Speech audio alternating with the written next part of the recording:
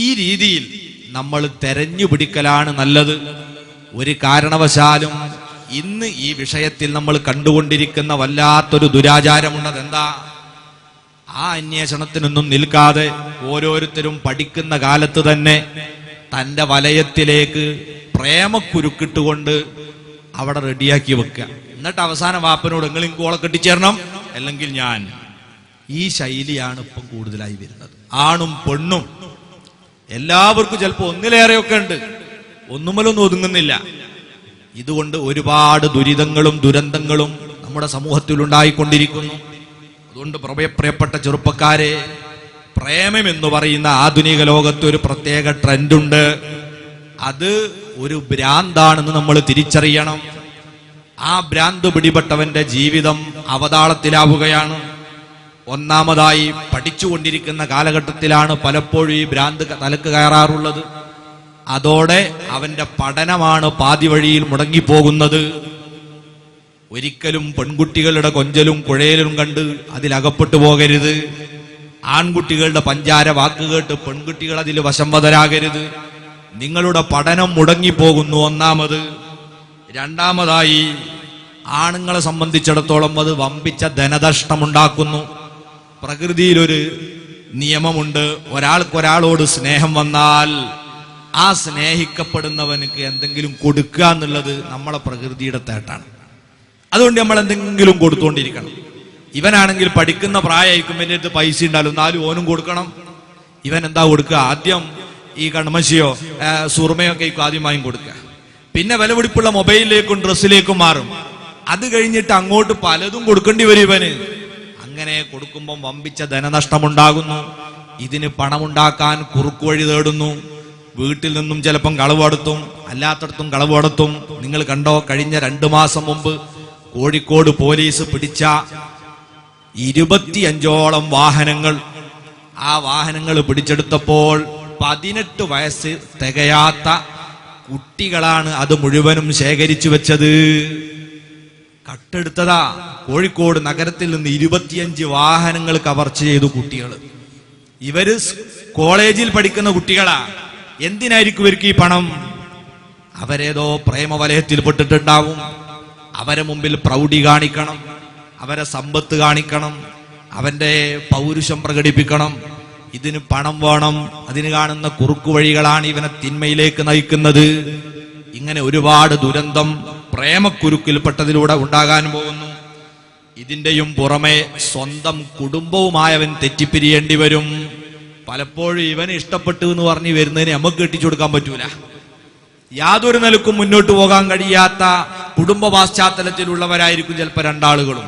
ജാതിയും മതവും പോലും പരിഗണിക്കാറുണ്ടാവില്ല. പ്രേമത്തിന് കണ്ണുകളില്ലല്ലോ. അങ്ങനെ വരുന്നതിനെ നമ്മൾ സമ്മതിച്ചു കൊടുക്കാതിരുന്നാൽ അവസാനം സംഭവിക്കുന്നത് എന്താ? ഇവന് കുടുംബത്തിൽ നിന്ന് ഒറ്റപ്പെടുന്നു. ഇതോടെ ചിലപ്പോൾ ഒളിച്ചോട്ടം നടത്തിയവർ കുടുംബജീവിതം ആരംഭിച്ചേക്കാം. അത് ചിലപ്പോൾ രജിസ്റ്റർ വിവാഹത്തിലൂടെ ഹറാമായ മാർഗത്തിലൂടെ ആയിരിക്കാം. എങ്ങനെയായിരുന്നാലും ഒരു കാര്യം ചെറുപ്പക്കാരെ മനസ്സിലാക്കണം, നമ്മളെ കുടുംബമായ അല്ലാഹു പടച്ചതെന്തിനാണ്? ലിതസ്കുനൂ ഇലൈഹാ, നമ്മുടെ ഇണയെ സമീപിച്ച് നമുക്ക് സാന്ത്വനം കിട്ടാനാണ്. കുടുംബത്തിന്റെ പിന്തുണയില്ലാത്ത, മതത്തിന്റെ നിയമങ്ങൾക്ക് വിധേയമായല്ലാത്ത, നാട്ടിലെ ആചാരങ്ങൾക്ക് വിധേയമായല്ലാത്ത വിധത്തിൽ ഒരാൾക്കും സംതൃപ്ത കുടുംബജീവിതം സാധ്യമല്ല. അതൊരു ഭ്രാന്തിൽ ആട്ട് ഒളിച്ചോടി. അത് കഴിഞ്ഞാലാ തിരിയാ. ഒരു പെണ്ണിനെ ഒരു പുരുഷനെ ഒറ്റക്ക് ഒരിക്കലും കൊണ്ടുനടക്കാൻ കഴിയൂല, നോക്കാനും കഴിയൂല. അവിടുന്ന് അങ്ങോട്ടുള്ള വിഷയങ്ങളിലൊക്കെ കുടുംബത്തിന്റെ നിരന്തരമായ സഹായം ആവശ്യമായിരിക്കും. അപ്പൊ അവരുമായിട്ട് തെറ്റി നമ്മൾ പോയിട്ട് ഒരിക്കലും സന്തോഷകരമായ ഒരു കുടുംബജീവിതം അവന് നയിക്കാൻ കഴിയൂല. പിന്നെ 5ാമത്, ഈ കുടുംബം ക്ലച്ച് പിടിക്കൽ കുറവാ. പ്രേമിച്ച് വിവാഹം കഴിച്ച അധിക കുടുംബങ്ങളും എന്തായിരിക്കും ചെയ്യുക? ഏറെ വൈകാതെ അവര് സംശയരോഗം എന്ന പിടിയിലമരും. കാരണം നേരത്തെ അവിഹിതമായ മാർഗത്തിലൂടെ ഇടപാടെടുത്തിവരാ രണ്ടാളും. ഇനിയും അങ്ങനെ നടത്തിക്കൂടാ, എന്റെ ഇണക്ക് സാധ്യതയുണ്ടല്ലോ ഇവന്റെ മനസ്സിൽ വരും. അപ്പൊ അവൾ ആരോടെങ്കിലും ഒന്ന് ചിരിച്ചാൽ, ഓള് നേരത്തെ എന്നോട് തുടങ്ങിയമായിരിക്കും വേറുള്ളവനോടും തുടങ്ങിയിട്ടുണ്ടോ, ഓന് സംശയമായി. അതേ രീതിയിൽ അവൾക്കും സംശയമായി. അതുകൊണ്ട് പ്രേമവിവാഹത്തിന്റെ പര്യവസാനം പരാജയത്തിലായിരിക്കും. അതിനാൽ പറയട്ടെ ചെറുപ്പക്കാരെ, ആരെങ്കിലും ഇങ്ങനത്തെ ഒരു കുരുക്കിൽ പെട്ടുപോയിട്ടുണ്ടെങ്കിൽ ബുദ്ധിപരമായ സമീപനത്തിലൂടെ രക്ഷപ്പെടാൻ ശ്രമിച്ചോളൂ. നിങ്ങളുടെ മാനം നഷ്ടപ്പെടും, നിങ്ങളെ ധനം നഷ്ടപ്പെടും, കുടുംബജീവിതം നഷ്ടപ്പെടും. അതിന്റെ മുമ്പ് രക്ഷപ്പെടുക. അതിനെന്താ ചെയ്യുക? അവൾക്ക് തന്നോട് വെറുപ്പുണ്ടാക്കുന്ന എന്തെങ്കിലും പരിപാടി വേഗം ചെയ്തേക്കാം. ഒരു കത്തട്ടാച്ച് അല്ലെങ്കിൽ ഫോൺ വിളിയിലോ ഇഷ്ടമില്ലാത്ത എന്തേലും പറഞ്ഞാൽ വേഗം തെറ്റും ചെയ്യും. ഈ അങ്ങനെ തരാറുണ്ട്. വേഗം തെറ്റിക്കാനും പറ്റും ഇവരെ. അതിന് ഓല് തന്നെ അങ്ങോട്ടും ഇങ്ങോട്ടും എന്താ മതി, തെറ്റുന്ന രീതിയിലുള്ള വാക്ക് മനഃപൂർവ്വം പറഞ്ഞാൽ പിന്നെ ഓൾ നിങ്ങോട്ട് വരുന്ന പെരുമാറ്റം നമുക്ക് ഇഷ്ടപ്പെടാത്തതായിരിക്കും. അങ്ങനെ പിരിഞ്ഞങ്ങോട്ട് പോവുക. തല ഊരിയിട്ടില്ലെങ്കിൽ അവസാനം നമ്മൾ ഒറ്റപ്പെട്ടു പോകും. സൂക്ഷിക്കണം. ഇനി പറയുന്നു, അങ്ങനെ നമ്മൾ സമൂഹത്തിന്റെ പിന്തുണയോടെ, കുടുംബത്തിന്റെയും മാതാപിതാക്കളുടെ ഒക്കെ അനുമതിയോടെ ഒന്നിനെ കണ്ടെത്തിയാൽ അതിനുശേഷം അവരെ ഒന്ന് നേരിട്ട് കാണലും പരിചയപ്പെടലും നല്ലതാണ്. അത് ഇസ്ലാം സുന്നത്താക്കിയിട്ട് ഒരാചാരാണ്. വിവാഹത്തിന് പോകുന്നവര് രണ്ടാളും ഒന്ന് കണ്ടിരിക്കുക. എന്റെ വാപ്പ പറഞ്ഞല്ലേ, ഞാൻ എനിക്ക് കണ്ടോളന്നില്ല, ഉമ്മ പറഞ്ഞാ പിന്നെ എന്നെ അത്രയായിട്ട് എന്താവണ്ട, ഈ വിഷയത്തില് നമ്മൾ വിധേയപ്പെടണ്ട. പിന്നെ കെട്ടിക്കൊണ്ടുവന്ന് കണ്ടതിന് ശേഷം എന്താ ഉമ്മ എനിക്ക് വേണ്ടി കണ്ടത് എന്ന് ചോദിക്കാൻ നിൽക്കരുത്. അതിന് മുമ്പ് എന്ത് ചെയ്യാ, നമ്മൾ തന്നെ ഒന്ന് പോയി നേരിട്ട് കാണുക. അത് സുന്നത്താണ്. പക്ഷെ അതിന് ചില നിബന്ധനകളുണ്ട്. ഒന്നാമത്തേത്, നമ്മൾ കാണാൻ പോകുന്ന പെൺകുട്ടി മറ്റൊരാളെ നിക്കാഹിൽ ഉള്ളവളാകരുത്. വേറൊരാൾ കെട്ടിയതിനെ കാണാൻ പോകാൻ പറ്റൂല. അഥവാ ഓൻ തൊലാക്കില്ലാണെങ്കിൽ നമുക്ക് കെട്ടാലോ എന്ന് പറഞ്ഞിപ്പോളെ കാണാൻ പോകും. അത് പറ്റും. തൊലാക്ക് ചൊല്ലപ്പെട്ട പെണ്ണ് ഇദ്ദയിലിരിക്കുന്ന കാലത്തും അവളെ കാണാൻ പോകാൻ പറ്റൂല. ഇദ്ദയിലിരിക്കുന്നവളെ കാണാൻ പോകരുത്. അത് ഹറാമാണ്. പിന്നെ കാണാൻ പോകേണ്ട സമയപ്പോഴാ, ഒന്ന്, ഇവൻ വിവാഹിതനാകണമെന്ന് ആദ്യം മനസ്സിൽ ഉറപ്പിച്ചതിന് ശേഷം കാണാൻ പോലും അനുവദിക്കപ്പെടുന്നു. ഒരുത്തൻ ഗൾഫിൽ നിന്ന് വന്നതാ, ഇക്കൊല്ലം കല്യാണം കഴിക്കുന്നുണ്ടോടാ? ഇല്ല, ഇക്കൊല്ലം കഴിക്കുന്നില്ല. ബ്രോക്കർ ചോദിച്ചു, എന്നാലും ഒന്ന് രണ്ടെണ്ണം കണ്ടു നോക്കിയൂടെ? അതിനും ഇല്ല, നമുക്ക് കാണാം. അത് പറ്റൂല. വിവാഹം ചെയ്യണമെന്ന് തീരുമാനിച്ചതിന് ശേഷം അല്ലാതെ കാണാൻ പോകാൻ പറ്റൂല. ബ്രോക്കർക്ക് ഗുണമുണ്ട്. ഇവനെ കാണാൻ കൊണ്ടുപോയ ഒരു 200 റുപ്യ ഓൻ്റെ അടുത്തുനിന്ന് വാങ്ങാം, ഒരു 200 മറ്റോരോടും വാങ്ങാം. ഓനും സുഖം എന്താ, ഓനെന്തെങ്കിലും ഒരു പെൺകുട്ടീനെ അങ്ങനെ കാണുകയും ചെയ്യാം, എന്തെങ്കിലും കാണുന്ന കുടിക്കുകയും ചെയ്യാം. അങ്ങനെ നമ്മളെ നാട്ടിൽ വെച്ച് ചങ്ങായിന്റെ പേര് ഹോർലിക്സ് എന്നാ. അങ്ങനെ കാണാൻ പോവാ, കുടിക്കുക, കാണാൻ പോവാ, കുടിക്കാതെ. ഇത് തീരുമാനിക്കാഞ്ഞാൽ കാണാൻ പോലെ തന്നെ ഉണ്ടാവുള്ളൂ. കല്യാണം കഴിക്കണം തീരുമാനിച്ചിട്ടേ പോകാൻ പാടുള്ളൂ. ഒന്ന്. രണ്ടാമത്, നിശ്ചയത്തിന്റെ മുമ്പുമായിരിക്കണം പോകുന്നത്. ഉമ്മയും ബാപ്പമാരും ഒക്കെ കൂടിയിട്ട് ആദ്യം തീരുമാനിച്ചതാ നമുക്ക് അടുത്ത മാസം 1-ാം തീയതി നടത്താം, ഇനി ഓലൊന്ന് കണ്ടോട്ടല്ലേ. അങ്ങനെയല്ല, കണ്ടതിന് ശേഷം തീരുമാനം. നിശ്ചയം ആദ്യം നടത്തി പിന്നെ കാണാൻ പോയാൽ ചിലപ്പോൾ ഇഷ്ടപ്പെട്ടില്ലെങ്കിലോ അത് ആ കുട്ടിക്ക് റീമാർക്ക് ഉണ്ടാകാൻ കാരണമാവും. അതുകൊണ്ട് കാണാൻ പോകൽ നിശ്ചയത്തിന്റെ മുമ്പും നിക്കാഹ് ചെയ്യണമെന്ന് മനസ്സിൽ ഉറപ്പിക്കുകയും ചെയ്തതിന് ശേഷമായിരിക്കണം. മൂന്നാമത്തൊരു വിഷയം ഏതാ, തനിക്ക് ആ പെൺകുട്ടിയെ കെട്ടിച്ചു തരാൻ സാധ്യതയുണ്ട് എന്ന് പ്രതീക്ഷയുള്ളവരെ അല്ലാതെ കാണാൻ പോകാൻ പറ്റൂല. വലിയൊരു മുതലാളി ഉണ്ട്, ഇവനാണ് ഒരു പണിയില്ലാത്തവനെ. ഓൻ എന്തായാലും ആ പെൺകുട്ടീനെ ഓല് കെട്ടിച്ചു കൊടുക്കൂല എന്ന് ഉറപ്പാ. എന്നാലും ഒന്ന് കണ്ടുകളിയാ, അത് പറ്റൂല. കിട്ടാൻ സാധ്യത ഉള്ളതിനെ മാത്രമേ കാണാൻ പോകാൻ പാടുള്ളത്. അതിന്റെ നിബന്ധനയാണ്. ഇനി കാണാൻ പോകുമ്പോൾ നമ്മൾ ശ്രദ്ധിക്കണം. ഇന്ന് ചില ദുരാചാരങ്ങളുണ്ട്. ചിലര് ഒരു വണ്ടി നിറച്ചു ആളുകൾ, ആണുങ്ങൾ അങ്ങോട്ട് പോകും, ഒരു 5-8 ആള് അല്ലെങ്കിൽ 2-3 ആള് ഒന്നിച്ചു പോവാണ്. പോയിട്ട് ആദ്യം എന്ത് ചെയ്യും, ആദ്യം ഇവര് തമ്മിൽ തന്നെ ഒന്ന് റൂമിൽ നിന്ന് കാണും. കണ്ടിട്ട് 1-2 മണിക്കൂറൊക്കെ വർത്താനം പറയുന്ന ആൾക്കാരൊക്കെ ഉണ്ട്. അതൊന്നും മാന്യന്മാരടയാളല്ല. കാണുക എന്ന് പറഞ്ഞാൽ സ്ത്രീയുടെ മുഖവും മുൻകൈയും ഒന്ന് കാണുക. ഇനി വേണമെങ്കിൽ എന്തെങ്കിലും 2 വർത്താനവും പറയാം. അതിലപ്പുറം ഒരു വലിയ ഇന്റർവ്യൂയും എന്താ പകത്ത് നടക്കുന്നതൊക്കെ മറ്റവർക്ക് പേടിയാകുന്ന തോതിലുള്ള ഇതൊന്നും ഉണ്ടാവരുത്. അങ്ങനെ വന്നു ഓൻ പുറത്തിരുന്നിട്ട് പിന്നെന്ത് ചെയ്യും, ഈ പെൺകുട്ടിയോട് എന്തെങ്കിലും വെള്ളോ സാധനോ ഇവരൊക്കെ ഉള്ളിടത്തേക്ക് ഒന്ന് കൊണ്ടുകൊടുക്കാൻ വേണ്ടി പറയാം. എന്തിന്? കൂടെ വന്നൊരു 3-4 എണ്ണം ഉണ്ട്, ഓൽക്കും കൂടി ഒന്ന് കാണാൻ. ഇത് ഹറാമായ പരിപാടിയാണ്. ഒരു ഉമ്മയും ബാപ്പയും ഇതിന് കൂട്ടുനിൽക്കരുത്. തന്റെ കൂട്ടുകാരന് ഇഷ്ടപ്പെട്ടതിനെ കെട്ടാൻ ചെറുപ്പക്കാരെ നിങ്ങളും തയ്യാറാകരുത്. നേരത്തെ ഞാൻ പറഞ്ഞു, സൗന്ദര്യം ആപേക്ഷികമാണ്. നിങ്ങൾക്ക് സൗന്ദര്യമുണ്ടെന്ന് തോന്നുന്നതും ഇഷ്ടപ്പെട്ടതും നിങ്ങളെ കൂട്ടുകാരൻ ഇഷ്ടപ്പെട്ടുകൊള്ളണമെന്നില്ല. അതുകൊണ്ട് തന്നെ ഈ വിഷയത്തിൽ മറ്റൊരാളോട് അഭിപ്രായം ചോദിക്കുന്നതിന് യാതൊരു പ്രസക്തിയുമില്ല. അതിന്റെ പുറമെ അവർക്ക് ഇവളെ കാണലും കാണിച്ചു കൊടുക്കലും ഹറാമാണെന്നും നമ്മൾ മറക്കരുത്. ഈ ദുരാചാരത്തിന് നമ്മളാരും കൂട്ടുനിൽക്കുകയും ചെയ്യരുത്. പിന്നെ കൂട്ടുകാർക്കുണ്ടാവും ഒരു അസൂയ, ഓല് പെട്ടെന്നൊന്നും ഇഷ്ടപ്പെട്ട് ഇത് കെട്ടിക്കൊന്നൊന്നും പറയില്ല. കാരണം ഓല കൂട്ടത്തിലും പെണ്ണെട്ടാത്തവരുണ്ട്, ഇത് അങ്ങനെ വേട് കെട്ടണ്ട എന്നാ ഓല തീരുമാനം. അതുകൊണ്ട് എങ്ങനെ ഇവരും കൊണ്ടുപോയാലും എത്ര നല്ലതിനെ കണ്ടാലും എന്തെങ്കിലും പാരോല് വെക്കും. അത് വേണ്ടട, കാരണം വെൽക്കും പോകാലോ, വെൽക്കും കുടിക്കാലോ, ഒരു 4-5 കൂടെ പോയിക്കൂടെ. അതുകൊണ്ട് ഇവരെ കൂട്ടിയിട്ട് പോയി അവരെ കാണിച്ച് അവരെ പൊരുത്തം വാങ്ങുക എന്നുള്ളത് വേണ്ട. നിങ്ങൾ കാണുക, സംസാരിക്കുക. ബാക്കി വിഷയങ്ങൾ ആരെ വിടുക? ഉമ്മയും പെങ്ങന്മാരൊക്കെ പോയിക്കോട്ടെ. അവര് പോയിട്ട് ബാക്കി കാര്യങ്ങളൊക്കെ അടുത്തറിയേണ്ട വിഷയങ്ങളൊക്കെ അവര് ചർച്ച ചെയ്യുക. അല്ലാതെ ഈ ഹറാമായ പരിപാടി കല്യാണത്തിന് കാണാൻ പോകുന്ന സമയത്ത് നമ്മളിൽ ഉണ്ടാവരുത്. ഇനി നിശ്ചയത്തിലേക്ക് കടക്കുകയാണ്. നിശ്ചയത്തിലേക്ക് കടക്കുമ്പോൾ മതം സുന്നത്താക്കിയ ഒരുപാട് വിഷയങ്ങളുണ്ട്. അതിൽ പ്രധാനപ്പെട്ട ഒന്ന് ഒരു ഖുതുബ ഓതണം. ഖുതുബ ഹംദും സ്വലാത്തും ഒക്കെ പറഞ്ഞിട്ടുള്ള ഒരാമുകൾ, എന്നിട്ട് വിഷയം പറയും. ഇതാണ് ഞങ്ങൾ വന്ന വിഷയം എന്ന് പറഞ്ഞതിന് ശേഷം കാര്യം തുടങ്ങും.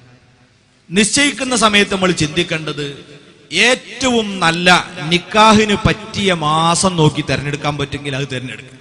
എപ്പോഴും അത് ചെയ്യാൻ കഴിഞ്ഞോളന്നില്ല, പ്രത്യേകിച്ച് ഇന്നത്തെ സാഹചര്യത്തിൽ. പറ്റുമെങ്കിൽ ഏറ്റവും ഉത്കൃഷ്ടമായ മാസം ഏതാ നിക്കാഹിന്? അത് ശവ്വാല് മാസമാണ്. ഈ റമദാൻ കഴിഞ്ഞ് വരുന്ന മാസം. ആരെങ്കിലും ഉണ്ടെങ്കിൽ തയ്യാറെടുത്തോളൂ. ശവ്വാലിൽ കല്യാണം കഴിക്കുന്നതിന് വലിയ പുണ്യമുണ്ട്. മാസത്തിൽ അതാണെങ്കിൽ ദിവസത്തിൽ ഏറ്റവും ശ്രേഷ്ഠതയുള്ളത് കല്യാണത്തിന് ഏതായിരിക്കണം? ഞായറാഴ്ച, വെള്ളിയാഴ്ചയാണ്. പക്ഷെ ആരും പരിഗണിക്കാറില്ല. കല്യാണത്തിന് ഏറ്റവും ഉത്തമമായ ദിവസം വെള്ളിയാഴ്ചയാണ്. നിക്കാഹിന് നല്ല ദിവസം. അത് തന്നെ വെള്ളിയാഴ്ച എപ്പോഴാണ് ഉത്തമം? രാവിലെയാണ്. എവിടെ വെച്ചാണ് ഉത്തമം? പള്ളിയിൽ വെച്ചാണ്. ശവ്വാല് മാസത്തിൽ വെള്ളിയാഴ്ച രാവിലെ പള്ളിയിൽ വെച്ച് നിക്കാഹ് നടത്തുക, ഇതാണ് ഏറ്റവും പുണ്യകരം.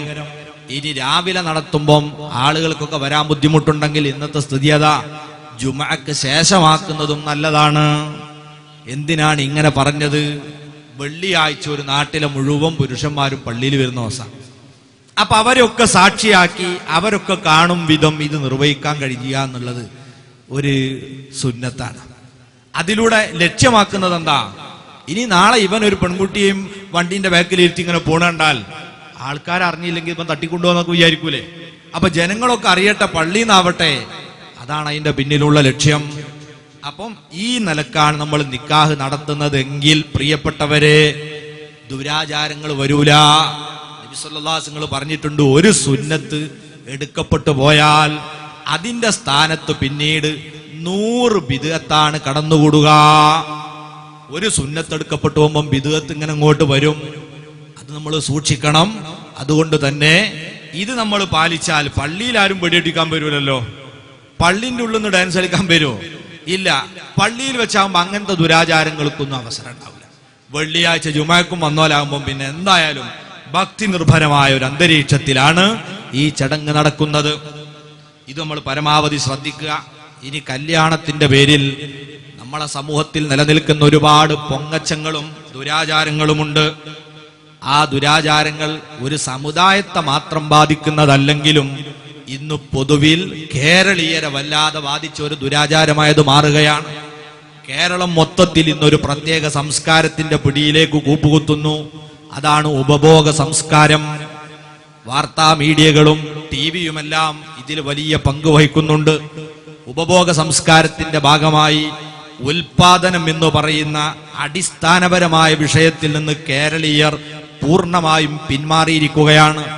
നമ്മുടെ കൃഷിയിടങ്ങളെല്ലാം തരിശുഭൂമിയായി മാറി.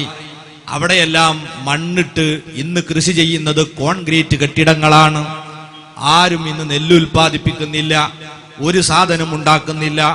എല്ലാം വാങ്ങി ഉപയോഗിക്കുന്ന ഒരു പ്രത്യേക ശൈലി. ഏത് സാധനം വാങ്ങി ഉപയോഗിക്കും. ഉപഭോഗ സംസ്കാരം അത് കേരളീയന്റെ ഒരു സ്വഭാവമായി. ഇന്ന് ഒന്നും ഉൽപ്പാദിപ്പിക്കാൻ നമ്മൾ തയ്യാറല്ല. നമുക്ക് കഴിക്കാൻ ആവശ്യമായ അരി ആന്ധ്രാപ്രദേശിൽ നിന്നും പഞ്ചാബിൽ നിന്നും വരണം. പച്ചക്കറികൾ തമിഴ്നാട്ടിൽ നിന്നും കർണാടകയിൽ നിന്നും വരണം. കർണാടകയിൽ ഒരു ലോറി സമരമുണ്ടായാൽ ഇവിടെ കോഴിക്ക് വില 200 ആകുകയാണ്. കർണാടകയിൽ രാത്രികാല ഗതാഗത നിരോധനം ഏർപ്പെടുത്തിയപ്പം തക്കാളിക്ക് 30 രൂപ. കേരളക്കാരന്റെ ദയനീയ സ്ഥിതി നമ്മൾ പരിശോധിക്കണം. നമ്മളാണെങ്കിൽ ഒരു കടലിന്റെ പക്കത്തൊരു സ്ഥലമാണ്, ഇവിടുന്ന് വേറോട്ട് പോയാൽ കടലിലാണ് ചാടാനുള്ളത്. ഒരു സാധനം നമ്മൾ ഉണ്ടാക്കുന്നില്ല. അയൽ സംസ്ഥാനങ്ങളിൽ നിന്ന് വന്നിട്ട് വേണം നമുക്ക് ജീവിച്ചു പോകാൻ. 40-ലധികം നദികളും ഫലഭൂയിഷ്ടിയുള്ള നല്ല മണ്ണും നമ്മളെ രാജ്യത്തുണ്ടായിട്ട് അത് കൃഷിക്ക് ഉപയോഗപ്പെടുത്താൻ തയ്യാറാകാത്ത ഒരു പ്രത്യേക സംസ്കാരത്തിന്റെ പിടിയിലായി. അരിയും പച്ചക്കറിയും മാംസവും മാത്രല്ല, ഇന്ന് എന്തുവരെ അങ്ങാടി പോകുമ്പോഴേ ഭാര്യ പറയാണ്, നിങ്ങൾ വരുമ്പോ ഒരു ചൂല് കൊണ്ടുവരണേ. പണ്ടൊക്കെ നമ്മൾ ഉമ്മാമ്മമാര് കവുങ്ങുമെന്ന് പട്ട വീണാൽ അതെടുത്ത് വെച്ച് ചൂലുണ്ടാക്കലായിരുന്നു. ചൂല് പോലും അവിടുന്ന് വാങ്ങുക.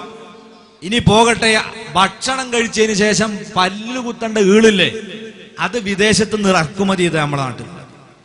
100,000 തെങ്ങ് ഇവിടെ ഉണ്ടായിട്ട് എത്ര ഈളുള്ള നാടായത്. പല്ലുകുത്തന്റെ ഈള് ഇറക്കുമതി ചെയ്തു. ഇങ്ങനത്തെ ഒരു പ്രത്യേക സംസ്കാരത്തിന്റെ ഭാഗമായി നമ്മളിൽ രൂപം കൊണ്ട ഒരു തരത്തിലുള്ള ധൂർത്തും ദുരാചാരവും. അതിലേറ്റവും പ്രധാനപ്പെട്ടതാണ് ജീവിത നിലവാരം. വരുമാനത്തിനനുസരിച്ച് ക്രമീകരിക്കുന്ന സ്വഭാവം ഇന്ന് ആർക്കില്ല. കിഴക്കൻ ഏഷ്യൻ രാജ്യങ്ങളായ ജപ്പാന്റെയും താഴ്വാന്റെയും ഒക്കെ ജനത, അവരൊക്കെ ഇന്ന് വികസിത രാജ്യങ്ങളായി മാറിക്കൊണ്ടിരിക്കുകയാണ്.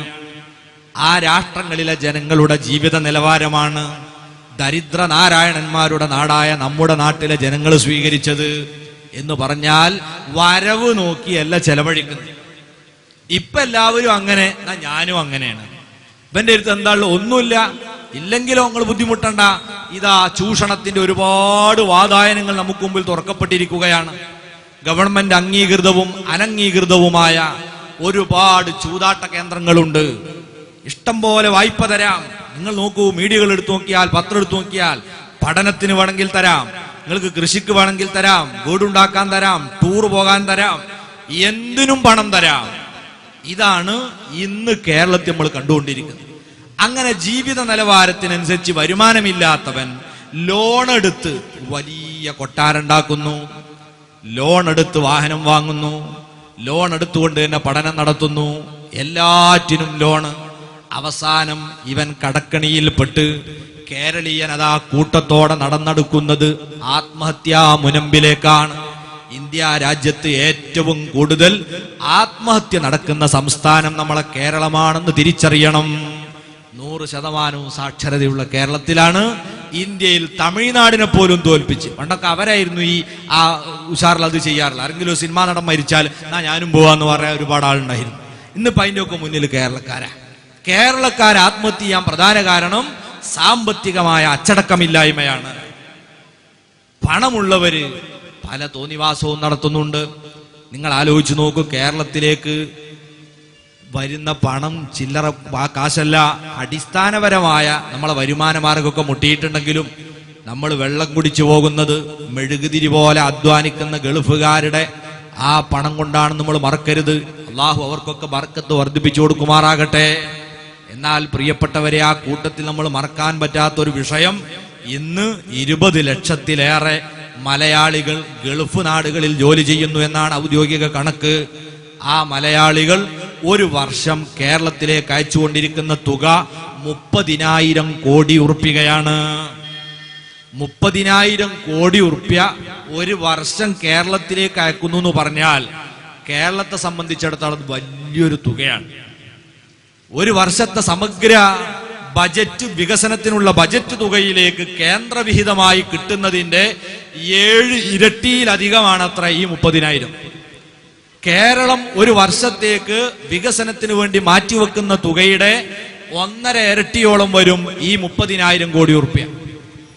അത്ര വലിയ തുക കേരളത്തിലേക്ക് ഒഴുകി വന്നത് വളരെ ആസൂത്രിതമായി വിനിമയം ചെയ്യുകയാണെങ്കിൽ ലോകത്ത് തന്നെ ഏറ്റവും വികസിത പ്രദേശമായി കേരളത്തെ മാറ്റിയെടുക്കാൻ കഴിയുമെന്നാണ് വിദ്യാഭ്യാസ വിദഗ്ധർ സാമ്പത്തിക വിദഗ്ധർ പറയുന്നത്. എന്നാൽ കേരളത്തിന്റെ സ്ഥിതി എന്താ? കോരന് കഞ്ഞി കുമ്പിളിൽ തന്നെ എന്ന് പറഞ്ഞതുപോലെയാണ്. നമ്മളെ റോഡിന്റെ സ്ഥിതി നമുക്കറിയാലോ. നമ്മളെ നാട്ടിലെ പാവപ്പെട്ടവന്റെ സ്ഥിതി നമുക്കറിയാം. വളരെ ദയനീയമായ വലിയൊരു വിഭാഗം ആളുകൾ നമ്മളെ നാട്ടിലുണ്ട്. ഈ ഒരു ദുസ്ഥിതിയിൽ എത്താൻ കാരണം എന്താ? ഈ 30 കോടി രൂപയോളം ഓരോ വർഷവും കേരളത്തിലേക്ക് ഒഴുകുന്നത് കേരളീയൻ എന്താ പിന്നെ ചെയ്യുന്നത്? പുഴുങ്ങി തിന്നാണോ? ഒറ്റ വാക്കിൽ പറഞ്ഞാൽ ദൂർത്തടിച്ച് നശിപ്പിക്കുകയാണ്. ദൂർത്തടിച്ച് നശിപ്പിക്കുകയാണ്. ഏറ്റവും അധികം ദൂർത്ത് നടക്കുന്നത് ഇന്ന് ഏത് കാര്യത്തിലാണ്? വീടിന്റെ നിർമ്മാണത്തിലാണ്. വീട് നിർമ്മിക്കുമ്പോൾ നമ്മളൊക്കെ മനസ്സിലൊരു പ്ലാൻ ഉണ്ടാവും. കേരളീയർക്കതിലും വിചിത്രമായ പ്ലാനാണ്. ചില ആളുകൾ നേരത്തെ പറഞ്ഞ മാതിരി എങ്ങനെയോ കഷ്ടപ്പെട്ട് ഗൾഫിലെത്തിയതാ. ഗൾഫിലെത്തി നോക്കുമ്പോൾ അവനും ഒരു സ്വപ്നാണല്ലോ ഒരു വീട്.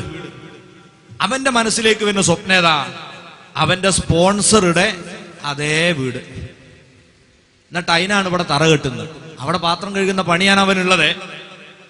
അയാളെ വീടിന്റെ പ്ലാൻ ഇവിടെ. അത് കെട്ടിപ്പൂർത്തിയാക്കാൻ അവന് കഴിയോ? പിന്നെ പല സ്ഥലത്തൊന്നും കടം വാങ്ങി അഥവാ ഹുറൂജ് അടിച്ച് നാട്ടിലേക്ക് പോരേണ്ടി വന്നാലോ അത് വൈറ്റ് വാഷ് ചെയ്യാനുള്ള എന്തെങ്കിലും ഒരു തുക പോലും ഓമ്പടെ വേറെ ഉണ്ടാക്കിയിട്ടില്ല. അങ്ങനെ ഒരു കൊട്ടാരം. നമ്മളെ സ്ഥിതി അതാ. സമ്പാദിക്കുന്നത് മുഴുവനും സിമന്റ് കൂനയും കരിങ്കൽ ചീളുകളുമാക്കി ഇവിടെ വാർത്ത് കുത്തിവെക്കുകയാണ്. ഇതെന്തുമാത്രം തത്വദീക്ഷയില്ലാത്ത സമീപനമാണ്. ഇനിയും നിങ്ങൾ ആലോചിച്ച് നോക്കൂ. വേറെ ചിലർക്ക് ഈ മഹല്ലത്തിലെ ഏറ്റവും വലിയ പോര എന്റേതാവണം, ഓന്റെ പ്ലാനതാ. അല്ലെങ്കിൽ ഈ പഞ്ചായത്തിലെ ഏറ്റവും വലിയ വീട് എന്റേതാവണം. ഈ അഹങ്കാരത്തിന്റെ ചിന്ത ഒരിക്കലും ഉണ്ടാകരുത്. എന്നാൽ നബി സല്ലല്ലാഹു അലൈഹി വസല്ലം പഠിപ്പിച്ചിട്ടുണ്ട് 3 വിഷയം. അത് അല്ലാഹു ഒരു മനുഷ്യന് നൽകുന്ന മഹാഭാഗ്യമാണ്. സലാസത്തു ഉമൂർ, 3 കാര്യങ്ങൾ. അത് അല്ലാഹ് നൽകുന്ന ഭാഗ്യമാണ്. അതിൽപ്പെട്ടതേതാ? ബൈത്തുൻ വാസിഅ്, സൗകര്യപ്രദമായ ഒരു വീട്. അത് അല്ലാഹു ഒരു മനുഷ്യന് കൊടുക്കുന്ന ഭാഗ്യമാണ്. വംറഅത്തുൻ സ്വാലിഹ, നല്ല ഒരു ഇണ. അത് അല്ലാഹ് നൽകുന്ന ഭാഗ്യമാണ്. വമർകബുൻ സ്വാലിഹ്, നല്ല ഒരു വാഹനം. ഇത് 3 കൂടി ഒരാൾക്ക് അല്ലാഹ് കൊടുത്തിട്ടുണ്ടെങ്കിൽ അയാൾ മഹാഭാഗ്യവാനാണ്. നല്ല സൗകര്യമുള്ള വീടുണ്ടാക്കുന്നതിന് ഇസ്ലാം എതിർത്തിട്ടില്ല. പക്ഷെ അവിടെ ധൂർത്തുണ്ടാകരുത്. സൗകര്യം എന്നതിന്റെ അപ്പുറത്തേക്കുള്ള ആഡംബരത്തിൽ നമ്മളെ ശ്രദ്ധ പതിയരുത്. 4 ആളുകൾക്ക് താമസിക്കാൻ 10 അറകളുള്ള വീടുണ്ടാക്കി വെക്കരുത്.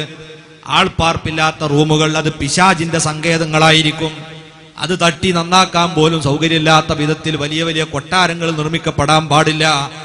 ഈ സമ്പത്ത് മുഴുവനും അനാവശ്യമായി ചെലവ് ചെയ്യുന്നതിന് പടച്ചവന്റെ മുമ്പിൽ നമ്മൾ മറുപടി പറയേണ്ടി വരുമെന്ന ബോധം വേണം.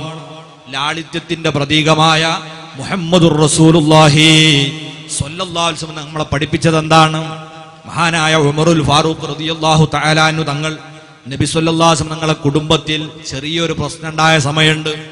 ലോകത്ത് കുടുംബജീവിതത്തിൽ സംഘർഷങ്ങൾ ഉണ്ടായാൽ അതെങ്ങനെയാണ് പരിഹരിക്കേണ്ടത് എന്നും ജീവിച്ച് കാണിച്ചു തരേണ്ട നേതാവ് നബി സല്ലല്ലാഹു അലൈഹി വസല്ലം തങ്ങളാണല്ലോ. ഇനി ഒരു പ്രവാചകൻ ഇവിടെ വരാനില്ല, എന്റെ ജീവിതമാണ് എന്റെ സന്ദേശം എന്ന് പറയുക മാത്രമല്ല, അത് പ്രയോഗവൽക്കരിക്കാനുള്ള അവസരവും കൂടി റസൂലുള്ളാഹി തങ്ങൾക്ക് അല്ലാഹ് കൊടുത്തിട്ടുണ്ട്. അതിന്റെ ഭാഗമായിട്ട് വേണം നബിതങ്ങൾ കുടുംബിനികളുമായി തെറ്റി നിന്നു ഒരു കുറഞ്ഞ കാലം. ആ സമയത്ത് ഉമറുൽ ഫാറൂഖ് റളിയല്ലാഹു തആല അൻഹു തങ്ങൾ നബിതങ്ങളുടെ റൂമിലേക്ക് വളരെ ധൈര്യത്തോടെ കടന്നു ചെന്നു. സാധാരണ ഭാര്യമാരൊക്കെ ഉണ്ടാവുമ്പോൾ അങ്ങനെ കയറി ചെല്ലാൻ പറ്റൂല.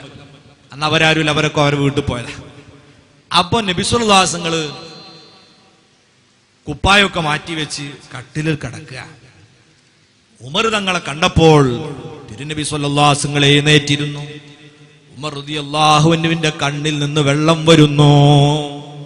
എന്താണ് കാരണം? മഹാൻ പറയുന്നു, ലോകത്തിന്റെ നേതാവ് അഷ്റഫുൽ ഖൽഖ് മുഹമ്മദുർ റസൂലുള്ളാഹി സ്വല്ലല്ലാഹു അലൈഹി വസല്ലം തങ്ങൾ താമസിക്കുന്ന കൊട്ടാരത്തിന്റെ ചിത്രമാണ് അദ്ദേഹത്തെ കരയിപ്പിച്ചത്.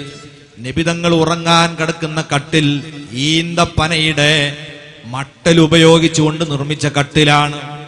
അതിന്റെ മേലെ വിരിച്ച പായ ഈന്തപ്പന ഓലയുടെ കട്ടിയേറിയ ഓല കൊണ്ട് നിർമ്മിച്ച പായയാണ്. തലയണയായി ഈന്തപ്പന തടിയുടെ ഉള്ളിലുള്ള നാര് നിറച്ച തലയണയാണ്. കുപ്പായം ഊരിവെച്ച് അതിന്റെ മേലെ കടന്ന തിരുനബിയുടെ ശരീരത്തിലേക്ക് പായയുടെ അടയാളം പതിഞ്ഞിരിക്കുന്നു. ഉമറുല്ലാഹിബ്നു സങ്കടപ്പെട്ടു പോയി. റൂം പരിശോധിച്ചു നോക്കുമ്പോൾ ഒരു ഭാഗത്തൊരു തോൽപാത്രത്തിൽ അല്പം വെള്ളമുണ്ട്, വേറൊരു പാത്രത്തിൽ ഏതാനും യവമണികളുണ്ട്, മറ്റൊരു പാത്രത്തിൽ റസൂലുള്ളാഹി സ്വല്ലല്ലാഹു അലൈഹി വസല്ലമയുടെ ബ്രഷ് പോലുള്ള ഉപകരണങ്ങളുണ്ട്.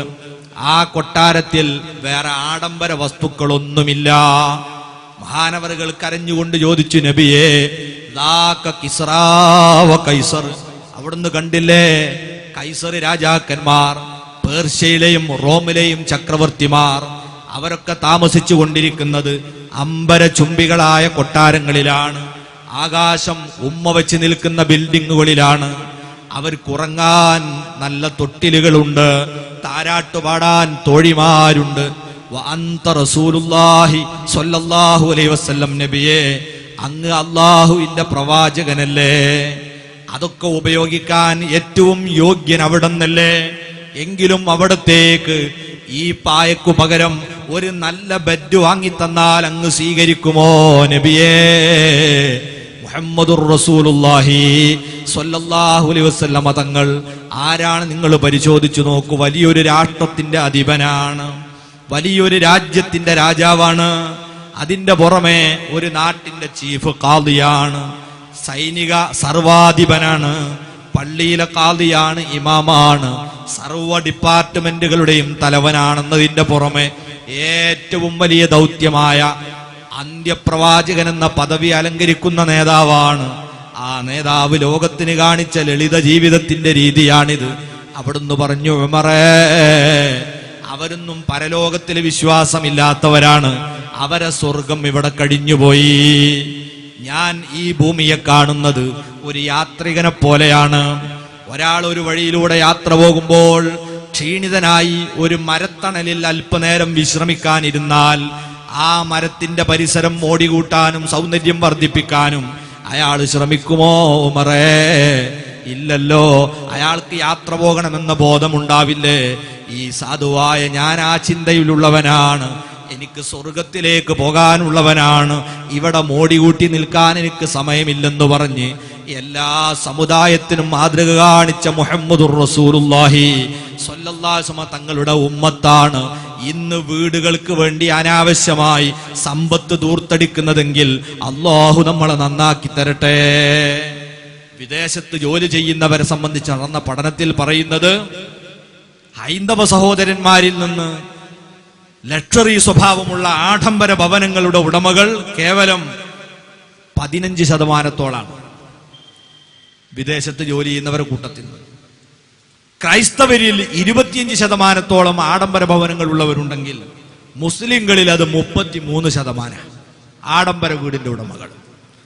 അങ്ങനെ നമ്മുടെ സമ്പാദ്യം പൂർണ്ണമായും തന്നെ ഒരു വീടിന് വേണ്ടി നശിപ്പിക്കുകയും അത് പിന്നീട് പൊളിച്ച് വീണ്ടും നന്നാക്കി, അത് പൊളിച്ച് വീണ്ടും മോഡൽ മാറ്റി, ഇങ്ങനെ പണം ദൂർത്തടിക്കുകയും ചെയ്യുന്ന ദുസ്വഭാവം നമ്മൾ ഗൗരവത്തോടെ കാണണം. അള്ളാഹു അവന്റെ അടിമകളെ കൂട്ടത്തിൽ എണ്ണാൻ പറ്റിയ സ്വഭാവമുള്ള മനുഷ്യരെ പരിചയപ്പെടുത്തി സൂറത്തുൽ ഫുർഖാനിന്റെ അവസാനത്തിൽ നമ്മളോട് സംസാരിച്ചിട്ടുണ്ട്. വല്ലദീന ഇദാ അൻഫഖൂ ലം യുസ്രിഫൂ വലം യഖ്തുറൂ വകാന ബൈന ദാലിക ഖവാമാ.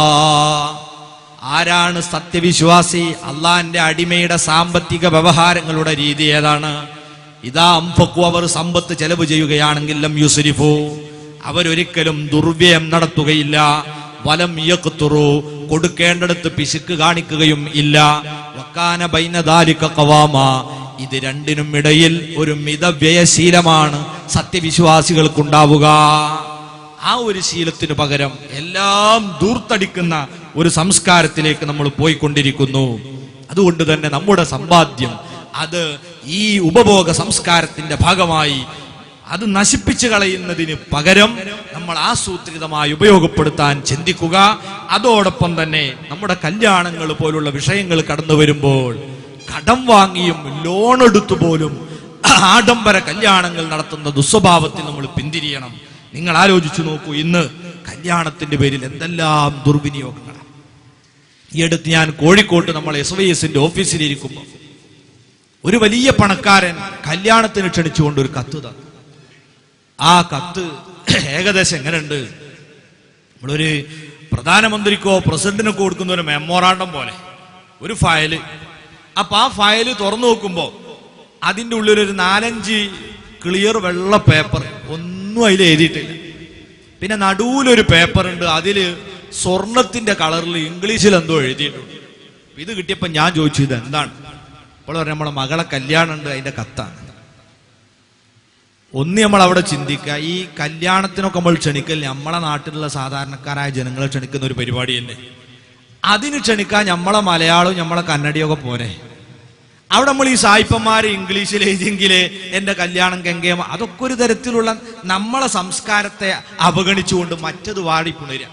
എന്നാലേ ഞാനൊരു ആധുനികനാവൂ എന്നൊരു ദുശ്ചിന്ത നമ്മൾ മാറ്റി വെക്കുക. ഇത് സാധാരണക്കാരെ ഉമ്മമാരൊക്കെ കയ്യിലേക്ക് ഈ കത്ത് കൊണ്ടു കൊടുക്കും. ഓർക്ക് തിരിയത് എന്തിൻ്റെ ആണ്, ഡേറ്റ് പോലും തിരിയില്ല, അത് കൊടുത്തു പോരുക, അവിടെ ഒരു കാര്യമില്ല. പിന്നെ രണ്ടാമത് ഈ കത്തിന് എത്ര ഉറുപ്പ്യ വരും. അപ്പൊ അയാൾ പറഞ്ഞത് അത് വലിയ പൈസ ഒന്നും ഒരു 50 ഉറുപ്പ്യ വരുള്ളൂ. 50 ഉറുപ്പ്യ ഇപ്പൊ ചെറിയതാന്നാ പറഞ്ഞു. ഞാൻ അന്വേഷിച്ച് നോക്കുമ്പോ 100 അതിന്റെ മേലെയുമൊക്കെ ഒരു ക്ഷണക്കത്തിന് വരുന്ന രീതിയിലുള്ള കല്യാണക്കത്തുകൾ ഇറങ്ങിയിട്ടുണ്ട്. അങ്ങനെയുള്ള ആയിരക്കണക്കിന് കത്തുകൾ അടിച്ചുകൊണ്ട് ഇതാ നമ്മൾ കല്യാണത്തിന് ആളെ ക്ഷണിക്കുന്നു.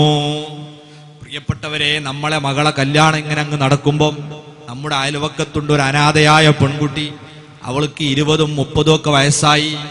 അവളെയാണ് നമ്മളന്ന് കല്യാണത്തിന്റെ പണിക്ക് വിളിക്കുക. നമ്മളെ 17കാരിയെ കെട്ടിച്ചു കൊടുക്കാനുള്ള കല്യാണത്തിന്റെ ജോലിക്ക് അയൽവാസിയായ ഒരു കുടുംബജീവിതം സ്വപ്നം കാണാൻ പോലും സാധിക്കാത്ത പെൺകുട്ടിയെ നമ്മൾ ക്ഷണിക്കുന്നു. അവരൊക്കെ നെഞ്ചു പടക്കുകയില്ലേ?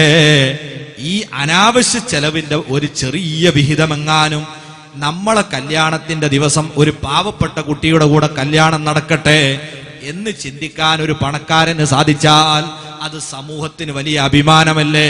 അതൊരു വലിയ മാതൃകയല്ലേ? അങ്ങനെ ചിന്തിക്കാൻ അല്ലാഹു നമുക്ക് തൗഫീഖ് നൽകുമാറാകട്ടെ.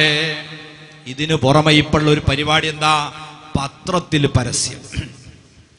വധൂവരന്മാരുടെ ചിത്രസഹിതം ഫസ്റ്റ് പേജിലോ ലാസ്റ്റ് പേജിലോ മുത്തക്ഷി പത്രങ്ങളിൽ പരസ്യം വരണമെങ്കിൽ 10,000 എണ്ണിയാട് കൊടുക്കണം. പലരും ഇതിനും പണം കണ്ടെത്തുന്നതിൽ നിന്ന സ്ത്രീധനത്തിൽ നിന്നാണ് കേട്ടോ. ഓളത്തിൽ നിന്ന് വാങ്ങിയ പൈസയിലാണ് ഈ പരസ്യം കൊടുക്കുന്നത്. ഈ പരസ്യം കൊണ്ടുണ്ടാകുന്ന ദുരിതം നിങ്ങൾക്കറിയോ? ഈ അടുത്ത് കോഴിക്കോട് ജില്ലയിലുണ്ടായ ഒരു സംഭവം ഞാൻ ഓർക്കുകയാണ്. കല്യാണത്തിന്റെ ദിവസം പത്രത്തിൽ ഫോട്ടോ വന്നു. ഈ ചെറുപ്പക്കാരൻ തന്നെ ധാരാളം കോപ്പി പൈസ കൊടുത്ത് വാങ്ങി ഇവൻ കല്യാണപ്പന്തലിൽ കൊണ്ടിട്ടു. കാരണം അവന്റെ ഫോട്ടോ കാണണമെങ്കിൽ ഇനി വേറെ എന്നാപ്പം കയ്യ ഏതെങ്കിലും ആക്സിഡന്റിൽ മരിക്കെങ്കിലും വേണം, നാളെ പിന്നെ അവന്റെ ഫോട്ടോ കാണുള്ളൂ. അപ്പൊ അതുകൊണ്ട് ഇപ്പം കാണട്ടെ എന്ന് കരുതി എല്ലാവരും കാണാൻ വേണ്ടി പന്തല് കൊണ്ടുവച്ചു. കല്യാണ ദിവസം ചെറുപ്പക്കാർക്ക് ഒരു സ്വഭാവം ഉണ്ടല്ലോ, പരമാവധി അവനെ ഒന്ന് വട്ടം കറക്കുമല്ലോ എന്ന് തമാശയാക്കും. അപ്പൊ ആ കൂട്ടത്തിൽ ഇവരൊക്കെ വട്ടത്തിൽ ഇരുന്നിട്ട് പറഞ്ഞു, താരതമ്യ പഠന വേറെയും കുറെ കുട്ടികളെ ഫോട്ടോ ഉണ്ടാവുമല്ലോ അന്ന്, ഇങ്ങോട്ട് വാ കുഞ്ഞമ്മതേർന്നു. ഓൻ വന്നു. അല്ല ചങ്ങായി, ഇജ് ഒരു 5-8 മാസമായില്ലേ പെണ്ണും തെരഞ്ഞു നടക്കുന്നു. അതെ, നിനക്ക് കിട്ടിയ പെണ്ണ അത് നോക്കിയ ഒരുത്തൻ. അപ്പൊ തന്നെ അവന് ചടച്ചു, അത് ശരിയായിട്ടില്ലേ? അപ്പൊ വേറൊരുത്തൻ തന്നെ അതിന്റെ തൊള്ള നോക്കിയ കരിക്ക് ഓട്ടം ഒളിച്ച മാതിരി ഉണ്ടെന്ന് ഒരുത്തൻ. വേറൊരുത്തന്നെ പല്ല് കണ്ടില്ല, തക്കാളി പൊട്ടി ചവിട്ടി പൊളിച്ച മാതിരി. ഇങ്ങനെ ഓരോരുത്തർക്ക് വായ കിട്ടിയത് ഇങ്ങനെ പറയാ. എന്തിന്? ഇവനെ കളിയാക്കാൻ, തമാശയാക്കാൻ. എന്നിട്ട് വേറൊരുത്തൻ കണ്ടില്ലടാ കുട്ടികളെ നോക്കുതാ, ഇതൊക്കെയാണ്. വേറെ കുറെ കുട്ടികളുണ്ടായില്ല, അത് കാണിച്ചു കൊടുത്തിട്ട്. എന്തിനാണ് സഹോദര നിന്റെ വധുവായി വരാൻ പോകുന്ന ഒരു പെൺകുട്ടിയെ സംബന്ധിച്ച് ഇങ്ങനെ ഒരു ചർച്ചക്ക് അവസരം കൊടുക്കണോ? എന്നാൽ ഇതിന്റെ പര്യവസാനം എന്തായിരുന്നു നിങ്ങൾക്കറിയോ? ഈ ചെറുപ്പക്കാർ ഇതൊരു തമാശയായി സ്വീകരിച്ചു. ഇവന്റെ പിന്നാലെ കൂടി കളിയാക്കാൻ തുടങ്ങി. അവസാനം നിക്കാഹിന് വേണ്ടി പോകുമ്പം വാഹനത്തിൽ കയറുമ്പോ ഒരുത്തൻ ചവിട്ടിൽ ചോദിക്കുക, അല്ല ഒന്നുകൂടി ആലോചിച്ചാളാ, ഇത് കെട്ടണോന്ന്. നീ കെട്ടിയിട്ട് കൊടുങ്ങണ്ട, തമാശ പറഞ്ഞ. അത് കഴിഞ്ഞ് കല്യാണ ചടങ്ങിൽ ചെന്നിരുന്നു. ഇരുന്ന് കാളിയാരെ മുമ്പിൽ കൈ കൊടുക്കാൻ നോക്കുമ്പോഴാണ് വേറൊരുത്തൻ ബാക്കിലൂടെ വന്ന് ചോട്ടിൽ പിന്നെയും സംസാരിക്കുന്നു. അപ്പൊ പുറത്തുള്ളവര് കേട്ടാ എന്താ വിചാരിക്കുക?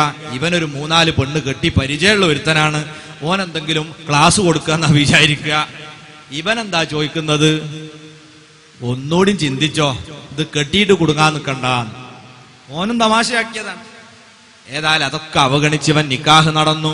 ഇപ്പൊ നിക്കാഹ് നടന്നിട്ടൊരു സ്വഭാവം ഉണ്ടല്ലോ, ദുരാചാരം. ഒരു 5-8 ചെറുപ്പക്കാർ കൂടിയിട്ട് ഈ പെൺകുട്ടിന്റെ അടുത്തേക്കാട് കയറി പോവുക. എന്നിട്ട് ഇവൻ ഇത് കെട്ടിക്കൊടുക്കുക.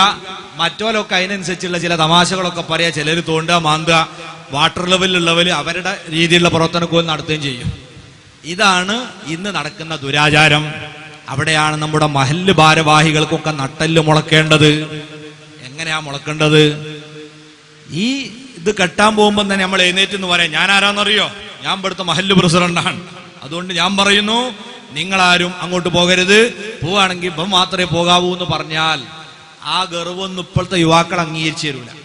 എന്നാ വരിടാ എല്ലാവരോടെയും പോവാന്ന് പറഞ്ഞ് വന്നോലും മുഴുവൻ കയറും.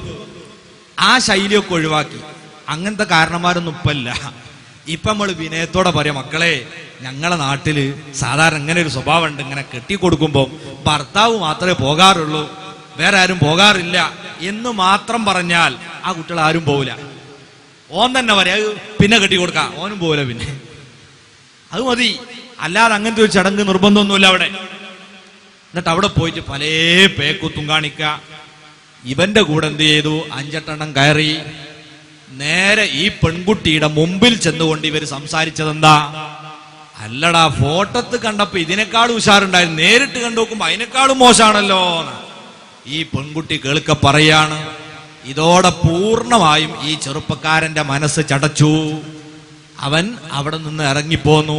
അപ്പോഴേക്ക് അവന്റെ പെങ്ങന്മാരൊക്കെ പോയി അവളെ കൂട്ടിക്കൊണ്ടുവന്നു. വീട്ടിൽ ഈ പെൺകുട്ടിയെ കൊണ്ടുവന്നപ്പോഴും ഭർത്താവിനെ തെരഞ്ഞിട്ട് കാണുന്നില്ല. രാത്രി വളരെ വൈകിട്ടും കാണുന്നില്ല. അത് കഴിഞ്ഞ് 12 മണിക്ക് ശേഷം മംഗലാപുരത്ത് നിന്നൊരു ഫോൺ കോൾ വന്നു. വാപ്പാ, ഞാനിവിടെ ഉണ്ട് മംഗലാപുരത്ത്. എന്തേ മത്തി അങ്ങാൻ പോയതാ? അല്ല, ഓൻ പറഞ്ഞു ഞാനേ നാട്ടുകാര് മുഴുവൻ പറയുന്നു ആ പെൺകുട്ടിനെ എനിക്ക് പറ്റൂല, അതുകൊണ്ട് ഞാൻ അവളുമായിട്ട് ജീവിതം തുടങ്ങിപ്പോയാൽ പിന്നെ അത് വലിയ പ്രശ്നമായിരിക്കും, അതിന്റെ മുമ്പ് ഒഴിവാക്കലാണ് ബുദ്ധി. മോന് ബുദ്ധി ഉദിക്കുക രാത്രി 12 മംഗലാപുരത്തുനിന്ന്. ബാപ്പ ചോദിച്ചു, അല്ലട എന്താപ്പ ഈ ചെയ്യുന്നത്? നമ്മളാകെ വഷളായില്ലേ? നീ നേരത്തെ പോയി കണ്ടതല്ലേ, എല്ലാം പറഞ്ഞു ഉറച്ചതല്ലേ, ഇപ്പം പറ്റൂല എന്ന് പറയുന്നത് എന്താണെന്ന്. ഓൻ പറഞ്ഞു കൂട്ടുകാർ മുഴുവൻ പറയുന്നു ആ കുട്ടി പോരാന്ന്. ഇവൻ തയ്യാറായില്ല. അവസാനം വർഷങ്ങൾക്ക് മുമ്പ് നടന്ന പരിപാടിയാണ്. അന്ന് 3 ലക്ഷം രൂപ നഷ്ടപരിഹാരം കൊടുത്തുകൊണ്ടാണ് ആ പ്രശ്നം അവസാനിപ്പിച്ചത്. ചെറുപ്പക്കാരാ, ഈ ദുർവിനിയോഗത്തിലൂടെ ഇത്തരം ദുരന്തങ്ങളാ നമ്മളെ കുടുംബത്തിലേക്ക് കടന്നു വരുന്നത്. അള്ളാഹു നമ്മളോട് പറഞ്ഞില്ലേ, വലാ തുബദ്ദിർ തബ്ദീറാ, നിങ്ങൾ ഒരിക്കലും ദുർവ്യയം ശീലിക്കരുത്, ദുർവ്യയം നടത്തരുത്. ഇന്നൽ മുബദ്ദിരീന കാനൂ ഇഖ്വാന ശയാത്വീനി വകാന ശൈത്വാനു ലിറബ്ബിഹി കഫൂറാ. ദുർവ്യയം ചെയ്യുന്നവർ പിശാചിന്റെ കൂട്ടുകാരാണ്. ദുർവ്യയം ചെയ്യുന്നവർ പിശാചിന്റെ കൂട്ടുകാരാണ്. പിശാച് അള്ളാഹുവോട് നന്ദി കേട് കാണിച്ചവനാണ്. തീർച്ചയായും ജീവിതത്തിന്റെ വഴിത്തിരിവാകുന്ന നിക്കാഹിന്റെയും കല്യാണത്തിന്റെയും ചടങ്ങുകളിൽ പിശാചിനെ സന്തോഷിപ്പിക്കുന്ന ദുർവ്യയം നടന്നിട്ടുണ്ടോ? നമ്മളെ കുടുംബത്തിൽ പിശാചിന് സ്വാധീനമുണ്ടാകും. നമ്മളെ ഭിന്നിപ്പിക്കുക എന്നതാണ് പിശാചിന്റെ ഇഷ്ടവിനോദം എന്ന് നബി തങ്ങൾ പറഞ്ഞിട്ടുണ്ട്. കുടുംബം തകരും. അള്ളാഹു നമ്മളെ കാത്തുരക്ഷിക്കുമാറാകട്ടെ. ഇനി നിങ്ങൾ നോക്കൂ, എന്തെല്ലാം ദുരാചാരങ്ങൾ നമുക്ക് കാണാൻ കഴിയും. ഈ പെൺകുട്ടിയുടെയും ആൺകുട്ടിയുടെയും ഫോട്ടോ ഫ്ലക്സ് ബോർഡുകളിലാക്കി വാഹനത്തിൽ കെട്ടുന്ന ദുസ്വഭാവം സമുദായത്തിലേക്കും കടന്നു വന്നുകൊണ്ടിരിക്കുകയാണ്. നമ്മളത് ഒഴിവാക്കണം. ഒരിക്കലും അത് ഇസ്ലാമിക സംസ്കാരത്തിന് യോജിച്ചതല്ല. ക്യാമറയുമായി കടന്നു വരുന്നവർക്ക് വലിയ സ്വാതന്ത്ര്യമാണ്. അന്യ പെണ്ണുങ്ങളെ എന്തിനാ നമ്മളിത് പിടിക്കാൻ പോകുന്നത്? അതുപോലെ അറകളിലേക്ക് സ്വാതന്ത്ര്യമാണ്. ഏത് കൊട്ടാര സമാനമായ വീടിന്റെ ഏത് ഉള്ളറയിലേക്കും ഇത് പിടിക്കുന്നവർക്ക് സ്വാതന്ത്ര്യം കൊടുക്കുന്നു. അവന്റെ മണവാട്ടി ഉടയാടുകൾ ഉരിയുന്നതും ധരിക്കുന്നതും സ്വർണം എടുക്കുന്നതും വെക്കുന്നതും ആ വീടിന്റെ സ്വകാര്യ അറകൾ മുഴുവനും കല്യാണ സീഡികളിലൂടെ പുറത്തു വരുമ്പോൾ അതാണ് പ്രിയപ്പെട്ടവരെ കൊള്ളക്കാരും കള്ളന്മാരും പിന്നീട് ഉപയോഗപ്പെടുത്തുന്നത്. ഇത്തരം സാമൂഹ്യ വിരുദ്ധർക്ക് എന്തിനാ നമ്മളെ വീടിന്റെ ഉള്ളറകളെ ചിത്രീകരിച്ച് നമ്മൾ പുറത്തു കാണിക്കുന്നത്? ആരാ പിന്നീട് ഇത് കണ്ടുകൊണ്ടിരിക്കാറുള്ളത്? ഒരു ദുരഭിമാനത്തിന്റെ പേരിൽ കല്യാണത്തിന് ഇങ്ങനത്തെ ഒരു ദുരാചാരം ആവശ്യമുണ്ടോ? നമ്മൾ മാറ്റിവെക്കാൻ തയ്യാറാകുക. അതുപോലെ തന്നെ സുബ്ഹാനല്ലാഹ്, പുതിയാപ്പളവും കൊണ്ട് പുതിയ ചില ആചാരങ്ങൾ. ഈ അടുത്ത് കണ്ണൂർ ജില്ലയിൽ നിന്നൊരു പുതിയാപ്പള പോക്ക് കണ്ടു ഞാൻ. എന്താ പുതിയാപ്പള പോക്ക്? അവിടെ ഒരു മുഖാമുഖം പരിപാടിക്ക് വേണ്ടി വന്നതായിരുന്നു. അന്നുണ്ട് ഒരു ബസ് നിറയെ, ഒരു ബസ് ഇങ്ങനെ വരുന്നുണ്ട്. ബസ്സിൽ നിന്ന് കുറെ ആൾക്കാർ പുറത്തേക്ക് തലയിട്ടിട്ട് ഇങ്ങനെ ആക്കുന്നു. ഞാൻ പേടിച്ചു, നമ്മളെ മുഖാമുഖം പരിപാടി കലക്കാൻ വരുവാണോ പടച്ചോ. അപ്പൊ നോക്കുമ്പോ ഇവരൊക്കെ മുഖങ്ങളിൽ എന്തുണ്ട്? നമ്മൾ ഈ ലോകകപ്പൊക്കെ നടക്കുമ്പോൾ ഉണ്ടാവുമല്ലോ പല കളറും കൊടുക്കുന്നത് എന്ന മാതിരിയാണ്. അങ്ങനെ അവർ ഏകദേശം നമ്മളെ പരിപാടിന്റെ ഗ്രൗണ്ടിന്റെ അടുത്ത് തന്നെ വണ്ടി നിർത്തി ഇറങ്ങി നോക്കുമ്പോൾ ടീം വേറെ. ഇതിൽ 2-3 ആളുകൾ എന്ത് ചെയ്യണം, ഇങ്ങനെ ചണ്ട മുട്ടുന്നുണ്ട്. അതിന്റെ കൂടെ വലിയ വലിയ മനുഷ്യന്മാരുണ്ട്, ഇങ്ങനെ കൊരങ്ങൻ ചാടും പോലെ ഇങ്ങനെ ചാടുക, ഇങ്ങനെ ചാട് തന്നെ. സുബ്ഹാനല്ലാഹ്, നമ്മളെ മുസ്ലിം സമുദായത്തിന്റെ സ്തുതി നിങ്ങൾ ആലോചിച്ചു നോക്കൂ. പവിത്രമായ ഒരു ഇടപാട് ഇത് നടത്തുമ്പോൾ യാതൊരു ലജ്ജയുമില്ലാതെ ഇങ്ങനെ തുള്ളണമെങ്കിൽ ശരിയായ ലെവലിലുള്ളവന് ഇത് സാധിക്കുമെന്ന് എനിക്ക് തോന്നുന്നില്ല.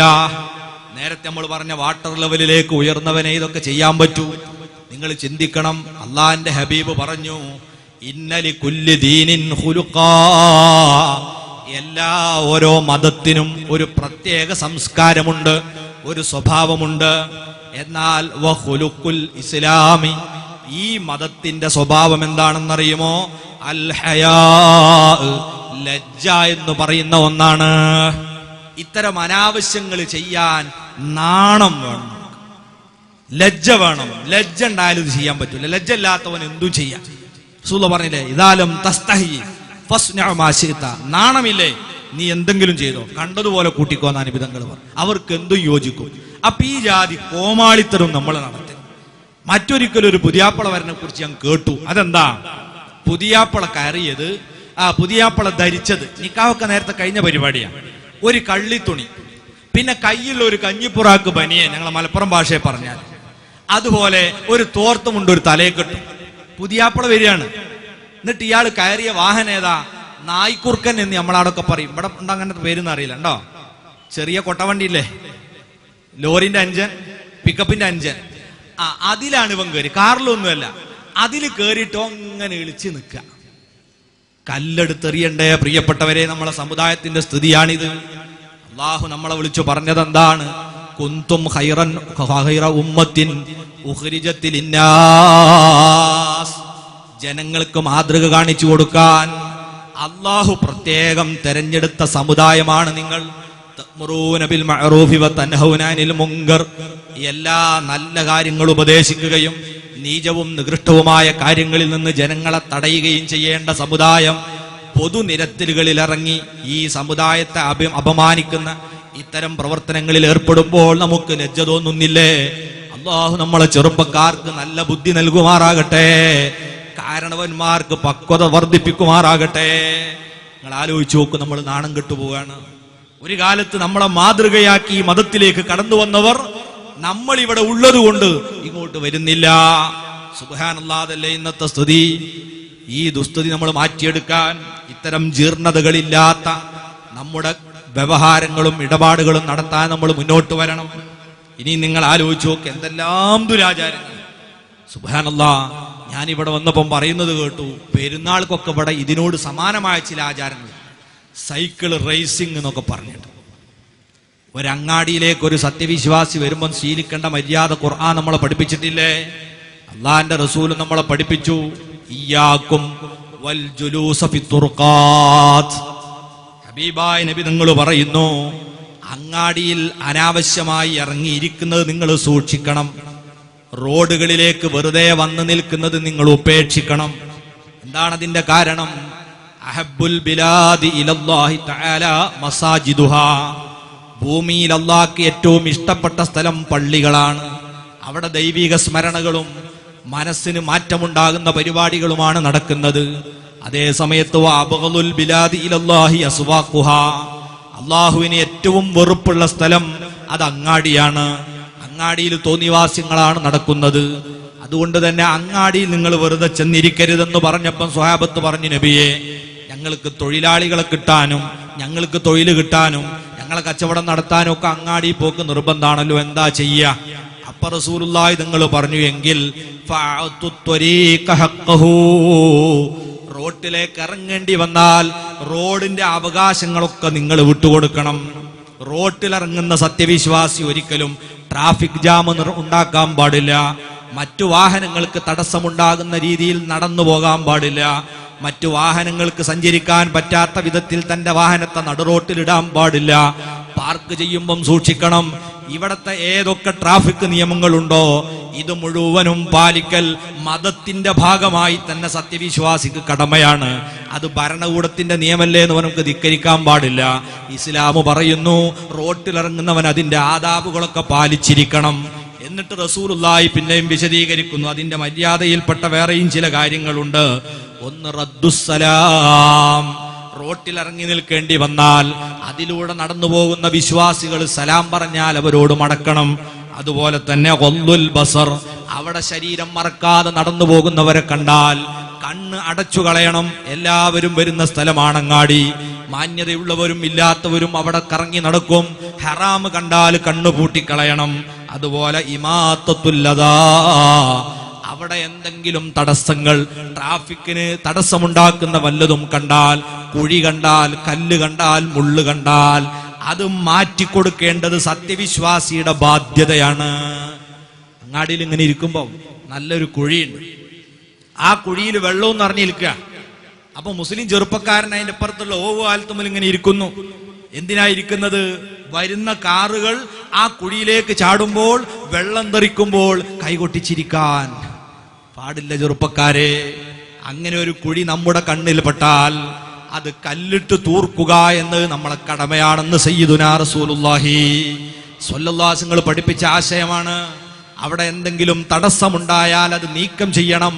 ട്രാഫിക് ജാം അനുഭവപ്പെട്ടാൽ നമ്മൾ നോക്കിയിരിക്കരുത്. പോലീസുകാരൻ അവിടെ ഉണ്ടെങ്കിലും ഇല്ലെങ്കിലും നമ്മൾ സഹായിച്ചു കൊടുക്കണം. ഓടിച്ചെന്നിട്ട് അതൊന്ന് വേർതിരിച്ചു കൊടുക്കാൻ സാധ്യമാകുന്ന സേവനം ചെയ്യണമെന്നത് വിശ്വാസിയുടെ കടമയാണ്. ഇതുപോലെ റസൂലുള്ള പറയുന്നു വൽ അംറു ബിൽ മഅറൂഫ്, അവിടെ അതാ നല്ല കാര്യം ഉപദേശിക്കേണ്ട ഘട്ടം വന്നാൽ അത് ഉപദേശിക്കണം.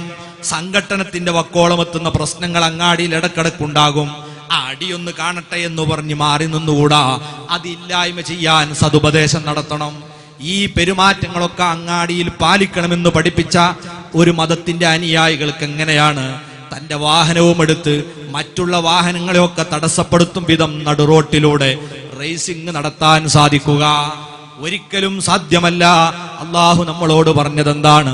വഇബാദുർ റഹ്മാനില്ലദീന യംശൂന അലൽ അർളി ഹൗനാ. അള്ളാഹുവിന്റെ അടിമ എന്ന ഏറ്റവും മഹത്തായ ഒരു സ്ഥാനം മനുഷ്യനുണ്ട്. അതിന്റെ ഏറ്റവും യോഗ്യതയുള്ള നേതാവ് മുഹമ്മദ് നബി സ്വല്ലല്ലാഹു അലൈഹി വസല്ലമാണ്. അതുകൊണ്ടാണ് സുബ്ഹാനല്ലദി അസ്റാ ബി അബ്ദി, വാനലോകത്തേക്ക് കൊണ്ടുപോയതിനെയും ഇസ്രായിനെയും ഒക്കെ സൂചിപ്പിച്ചുകൊണ്ട് അള്ളാഹു തന്റെ അടിമ എന്നാണ് വിശേഷിപ്പിച്ചത്. ആ വിശേഷണമാണ് അള്ളാഹിന്റെ അടിമകളുടെ ഏറ്റവും വലിയ സ്ഥാനം. ആ സ്ഥാനത്തിന് യോഗ്യതയുള്ളവരെ പരിചയപ്പെടുത്തി ആദ്യം അള്ളാഹു പറഞ്ഞത് യംശൂന അലൽ അർളി ഹൗനാ, ഭൂമിയിലൂടെ അവര് സഞ്ചരിക്കുന്നത് വിനയത്തോടെയായിരിക്കും, അഹങ്കാരത്തോടെയല്ല. എത്രത്തോളമാണ് നബി സല്ലല്ലാഹു അലൈഹി വസല്ലം പറഞ്ഞ അള്ളാഹു നമുക്ക് തന്ന നിയമത്തുകളുണ്ട്. ആ നിയമത്തുകൾ മറ്റുള്ളവർ മുമ്പിൽ കാണിച്ച് നമ്മൾ അഹങ്കരിക്കാൻ വേണ്ടി തന്നതല്ല. അതിലേറ്റവും ചെറുതല്ലേ നമ്മുടെ ഉടയാടകൾ? അതുപോലും റസൂലുള്ളാഹി വിരോധിച്ചില്ലേ? അവിടുന്ന് പറഞ്ഞു മൻജറ സൗബഹു ഖുയലാ, ധരിച്ച വസ്ത്രം അഹങ്കാരത്തോടെ ഞെരിയാണിയുടെ താഴ്ഭാഗത്തേക്ക് തൂക്കിയിട്ടൊരാൾ ഭൂമിയിലൂടെ നടന്നാൽ ലാ യൻദുറുല്ലാഹു ഇലൈഹി യൗമൽ ഖിയാമ, ഈ അഹങ്കാരിയെ നാളെ പരലോകത്ത് പടച്ച റബ്ബ് മൈൻഡ് ചെയ്യുകയില്ല. ഒരു വസ്ത്രം പോലും അഹങ്കാരത്തിന് വേണ്ടി പ്രകടിപ്പിക്കരുത്. പിന്നെയല്ലേ വാഹനത്തിന്റെ കാര്യം? തന്റെ ശബ്ദമേറിയ സ്കൂട്ടർ, തന്റെ മേത്തരം കാറ്, ഇത് കാണിച്ചുകൊണ്ട് പ്രൗഢി പ്രകടിപ്പിക്കാൻ അള്ളാന്റെ മതം നമുക്ക് സമ്മതം തന്നിട്ടില്ല. പ്രിയപ്പെട്ട ചെറുപ്പക്കാരെ, ഇത്തരം വേണ്ടാവൃത്തികളിൽ ഏർപ്പെട്ട് സമുദായത്തിന്റെ മാനം കളയാൻ നമ്മൾ ആരും ഇറങ്ങരുത്. അല്ലാഹു നമ്മളെ നന്നാക്കി തരട്ടെ. വിശുദ്ധ ഖുർആൻ നമ്മളോട് പറഞ്ഞില്ലേ വലാ തുസഇർ ഖദ്ദക ലിന്നാസ്, ഒരിക്കലും ജനങ്ങളോട് സംസാരിക്കാതെ നീ മുഖം തിരിച്ചു കളയരുത്. ഒരാളെയും നിസ്സാരപ്പെടുത്തുക, ഓനോട് എന്ത് വർത്താനം പറയാനാണ് എന്ന് പറഞ്ഞ് തീരെ മുഖം തിരിക്കുക. അല്ലെങ്കിൽ വലാ തുസഇർ ഖദ്ദക എന്ന് പറയുമ്പോൾ മുഖത്ത് നോക്കാതെ സംസാരിക്കുക. ആ ശൈലി നല്ലതല്ല. അത് അവനെ പരിഗണിക്കാത്തതിന്റെ, അവഗണിക്കുന്നതിന്റെ അടയാളമാണ്. തുടർന്ന് അല്ലാഹു പറയുന്നു വലാ തംശി ഫിൽ അർളി മർഹാ, ഭൂമിയിലൂടെ നീ ഒരിക്കലും അഹങ്കാരിയായി നടന്നു പോകരുത്, വലിയ അഹങ്കാരത്തോടെ സഞ്ചരിക്കരുത്. കാരണം എന്താണ്? ഇന്നല്ലാഹ ലാ യുഹിബ്ബു കുല്ല മുഖ്താലിൻ ഫഖൂർ, മനസ്സിൽ അഹങ്കാരം നടിക്കുകയും അത് ബാഹ്യമായി പ്രകടിപ്പിക്കുകയും ചെയ്യുന്ന ഒരാളെയും അല്ലാഹു ഇഷ്ടപ്പെടുന്നില്ല. വഖ്സുദ് ഫീ മശീക, ഇനി നിന്റെ നടത്തത്തിൽ നീ ഒരു മിതമായ രീതി സ്വീകരിക്കണം. വാഹനം ഓടിക്കുമ്പോൾ അമിതമായ സ്പീഡ് ഉണ്ടാകരുത്, പറ്റ സ്പീഡ് കുറച്ച് ട്രാഫിക് ജാം ഉണ്ടാക്കാൻ ശ്രമിക്കരുത്. ഒരു മിതമായ സ്പീഡിലെ നിന്റെ വണ്ടി ഓടിക്കാവൂ, നീ നടന്നു പോകാവൂ. വഗ്ളുദ് മിൻ സൗതിക, നിന്റെ ശബ്ദം നീ താഴ്ത്തിക്കളയണം. ഒരിക്കലും സ്വന്തം ശബ്ദം പോലും ഉയർത്തി ശല്യപ്പെടുത്തരുതെന്ന് പറഞ്ഞെങ്കിൽ പിന്നെയല്ലേ സ്കൂട്ടറിന്റെ പടപട എന്ന ശബ്ദം കൊണ്ട് പൊതുസമൂഹത്തിൽ മലിനീകരണം ഉണ്ടാക്കുന്നത്. അല്ലാഹു പറയുന്നു പാടില്ല.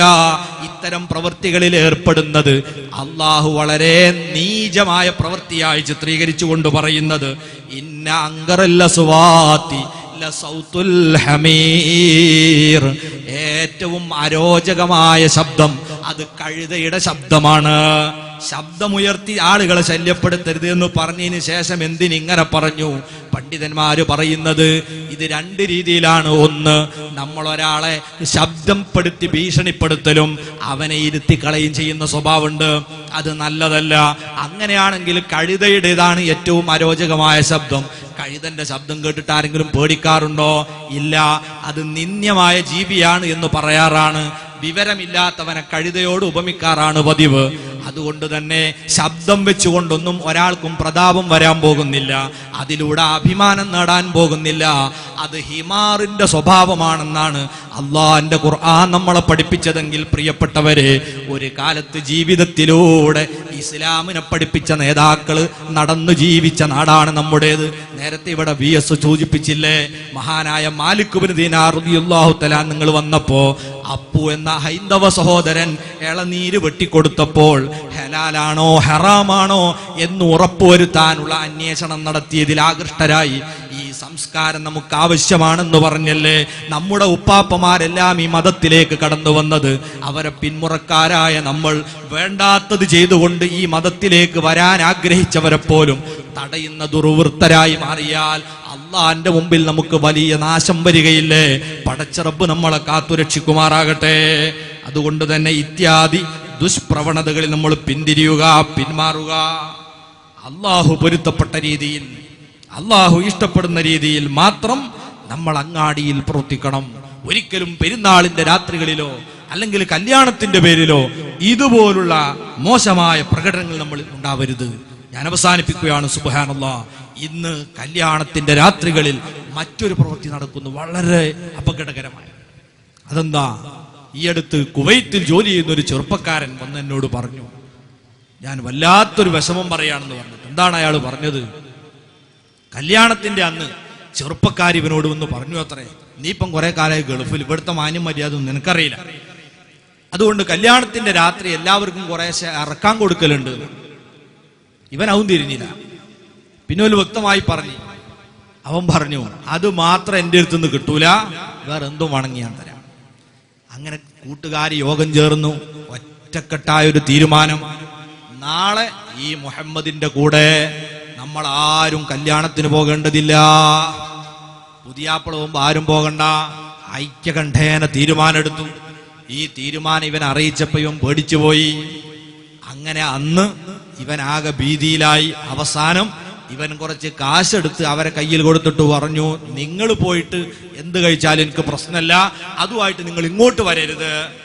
ഇവര് വണ്ടിയെടുത്തു പോയി, വയറ് നിറയെ കഴിച്ചു. അതിന്റെ കുപ്പി കല്യാണ പന്തലിൽ കൊണ്ടുവന്നെറിയുന്നു. പ്രിയപ്പെട്ട ചെറുപ്പക്കാരെ, അല്ലാഹു ഇത്ര ഗൗരവത്തോടെ നമ്മളെ സംസാരിച്ച വേറെ ഏതെങ്കിലും പാനീയമുണ്ടോ?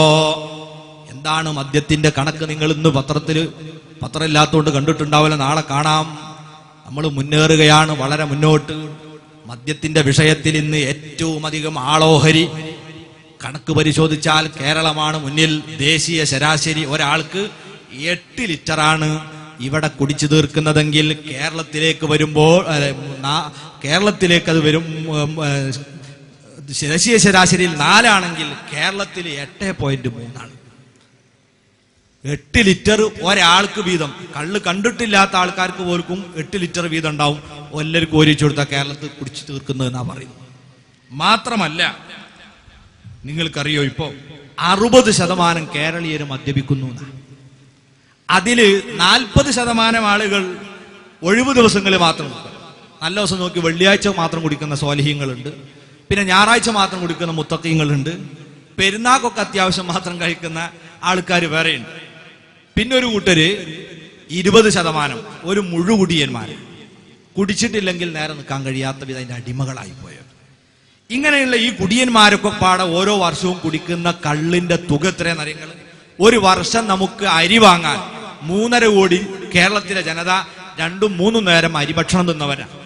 അതിന് ചെലവാകുന്ന തുക ആകെ 2880 കോടി ഉറുപ്പ്യ ഒരു കൊല്ലത്തേക്ക് നമുക്ക് അരി വാങ്ങാൻ ചെലവ്.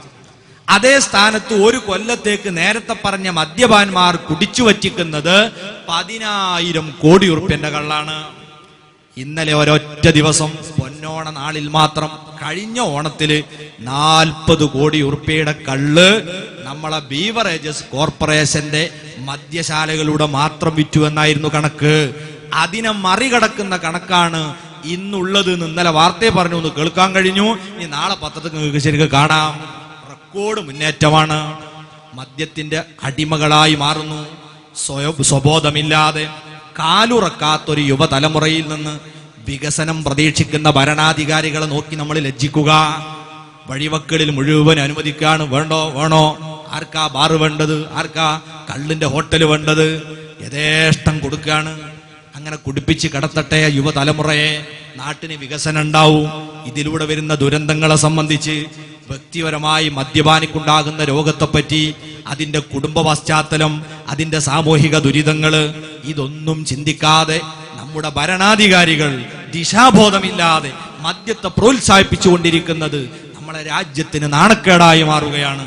അതുകൊണ്ട് പ്രിയപ്പെട്ടവരെ, ഈ വിഷം ഇത് അപകടകരമാണ്. അല്ലാഹുവിന്റെ റസൂലും അല്ലാഹു നമ്മളെ പഠിപ്പിച്ചു, ഇന്നമൽ ഖംറു വൽ മൈസിറു വൽ അൻസാബ്.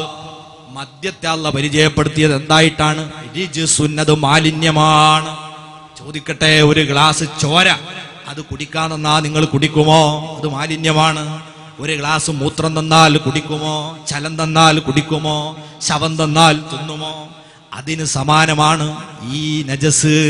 ഒരു തുള്ളിയെങ്ങാനും നമ്മുടെ ശരീരത്തിലുണ്ടായാൽ, വസ്ത്രത്തിലുണ്ടായാൽ, നിസ്കരിക്കുന്ന സ്ഥലത്തുണ്ടായാൽ അത് അല്ലാഹു സ്വീകരിക്കുകയില്ല. നിസ്കാരം ഇത്ര ഗൗരവത്തോടെ കണ്ട പാനീയം യഥേഷ്ടം ശരീരത്തിൽ പേറി നടക്കുന്നവരോട് നബി പറഞ്ഞു, നാളെ മഹ്ശറയിൽ പരലോകത്ത് ചെല്ലുമ്പോൾ തീനത്തുൽ ഖബാൽ എന്ന ഒരു വെള്ളം അവരെ നിർബന്ധമായും അല്ലാഹു കുടിപ്പിക്കും.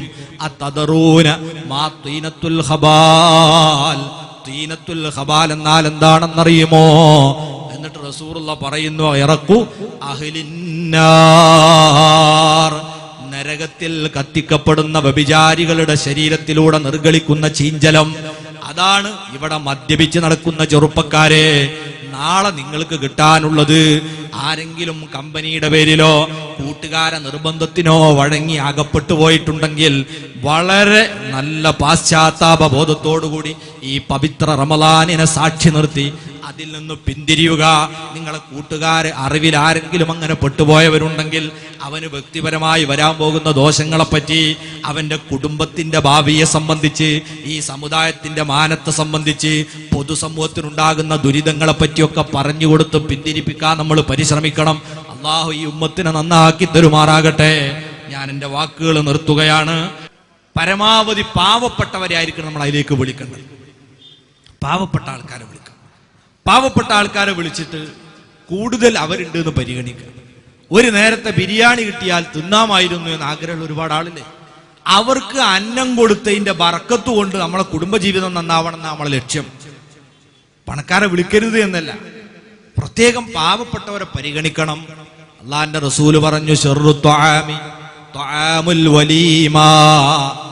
ഏറ്റവും മോശപ്പെട്ട ഭക്ഷണം അത് കല്യാണത്തിന്റെ ഭക്ഷണമാണ്. എങ്ങനെയുള്ള കല്യാണം? യുദ്ആ ഇലൈഹൽ അഗ്നിയാഉ ദൂനൽ ഫുഖറാ. സമ്പന്നരെ മാത്രം വിളിച്ച് പാവപ്പെട്ടവരെ അവഗണിക്കുന്ന കല്യാണമാണ് ഏറ്റവും നാറിയ ഭക്ഷണം വിളമ്പുന്ന കല്യാണം. വലിയ വലിയ പണക്കാരെ വിളിക്കുക, എന്നിട്ട് ഓനോട് പറയുന്നത് വരുമ്പം കാർ കൊണ്ടുവരുന്നതിന് പ്രശ്നമൊന്നുമില്ല, വിശാലമായ പാർക്കിംഗ് സൗകര്യങ്ങൾ ഏർപ്പെടുത്തിയിട്ടുണ്ട് എന്നൊക്കെ പറഞ്ഞ് റോഡൊക്കെ ബ്ലോക്കാക്കി. ഇതൊക്കെ അങ്ങനെ കാണുമ്പോൾ അങ്ങനെ കോളർ പൊന്തിച്ച് കണ്ടോ എൻ്റെ ആഗോളതലത്തിലുള്ള ബന്ധമാണ് എന്നൊക്കെ പറഞ്ഞ് ദുരഭിമാനം നടിക്കുക. ഇതല്ല, ഒരു നേരത്തെ ഭക്ഷണം കിട്ടിയാൽ ആശ്വാസമായിരുന്നു എന്ന് കരുതുന്ന പാവപ്പെട്ടവർ നമ്മളെ പല ചാളകളിലും ചേരികളിലുമുണ്ട്. അവരെ കൂടി ക്ഷണിച്ചു വരുത്തി ഭക്ഷണം കൊടുക്കണം. ഭക്ഷണം കൊടുക്കുമ്പോൾ അത് മാന്യമായ രീതിയിലാവണം. ഇന്ന് എന്തെല്ലാം പദ്ധതികളാണ്. എന്താ ബൊഫേ, ഇത് കൊഫയാണ്. എല്ലാവരോടും ഉസ്താദുമാരൊക്കെ ആര് വന്നാലും പറയും നിങ്ങൾ ആണ് വിളമ്പി തന്നോളൂ. എന്നിട്ട് ഒരുത്തങ്ങനെ വിളമ്പിയിട്ട് ഒരു തെങ്ങുമച്ചാരിട്ട് ഇങ്ങനെ ഓണ്ട് ഇങ്ങനെ കേട്ടു, മറ്റൊരു കവുങ്ങുമച്ചാരി വേറെ വരുത്താൻ വേറൊരുത്ത റോട്ടുമ്പോൾ പോയിട്ട് എന്തൊരു സ്വഭാവം. അതൊന്നും ഒരാളെ സ്വീകരിക്കേണ്ട ആതിഥേയ മര്യാദയുടെ ഭാഗമല്ല, ഇസ്ലാം പഠിപ്പിച്ച സംസ്കാരത്തിന്റെയും ഭാഗമല്ല. ഏറ്റവും ഉത്തമം നിലത്ത് പായ വിരിച്ച് അതിലിരുന്ന് ഭക്ഷണം കഴിക്കലാണ്. അതിന് ശേഷം നമ്മൾ മേശയും സ്റ്റൂളും ഒക്കെ വെക്കൽ നല്ലത്. ആ രീതിയിലല്ലാതെ അവിടെയും ഇവിടെയും നിന്നും ചാരി നിന്നും ഭക്ഷണം കഴിക്കുന്ന സ്വഭാവം നമുക്കില്ല. മാന്യമായി നമ്മൾ വിളമ്പിക്കൊടുക്കുന്ന രീതിയാണ് വേണ്ടത്. അതിന് ഒരുപാട് അതും മര്യാദയുണ്ട്, ഞാൻ അങ്ങോട്ട് കടക്കുന്നില്ല സമയമില്ലാത്തത് കൊണ്ട്. അതുകൊണ്ട് ചുരുക്കുന്നു, മാന്യമായി നമ്മൾ ഭക്ഷണം കൊടുക്കുക, അതിൽ ധൂർത്തില്ലാതിരിക്കാൻ പരമാവധി ശ്രമിക്കുക. അനാവശ്യമായ ഒരുപാട് ആഹാരങ്ങളൊക്കെ നമ്മൾ ഉണ്ടാക്കി നശിപ്പിച്ചു കളയുന്ന കല്യാണമായി നമ്മുടെ കല്യാണം മാറരുത്. അല്ലാഹു സുബ്ഹാനഹു വ തആല നമുക്കൊക്കെ ഹൈറായ രീതിയിൽ ഇത്തരം കാര്യങ്ങളൊക്കെ നടത്താൻ തൗഫീഖ് നൽകുമാറാകട്ടെ. നമ്മുടെ മഹല്ലത്തുകളിൽ നിത്യാദി ദുരന്തങ്ങളെ നിർമാർജനം ചെയ്യുന്നതിൽ ആവുന്ന സേവനം ചെയ്യാൻ നമുക്കൊക്കെ അല്ലാഹു തൗഫീഖ് തരട്ടെ. ആ ദൃഢനിശ്ചയത്തോടു കൂടെ ആയിരിക്കണം നമ്മൾ ഇന്ന് പിരിയേണ്ടത്. അർഹമുർ റാഹിമീനായ റബ്ബ് നമ്മുടെ ഈ മജ്ലിസ് സ്വീകരിക്കുമാറാകട്ടെ.